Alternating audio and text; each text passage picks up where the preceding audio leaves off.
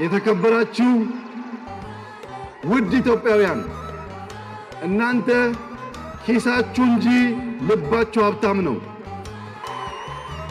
ወገኖቼ ፍቅር፣ መደመር፣ ትዕግስትና ይቅርታን ታጥቀን ኢትዮጵያን ለኢትዮጵያውያን ብቻ ሳይሆን ለሌሎች አገራት ምሳሌ እንድናረጋት የተበደላችሁት ካለ ይቅር ብላችሁ ያኮረፋችሁት ካለ ትታችሁ በፍቅር ስሜት ኦሮሞ፣ አማራ፣ ትግራይ፣ ወላይታ፣ ሲዳማ፣ አፋር፣ ሶማሌ ሳትሉ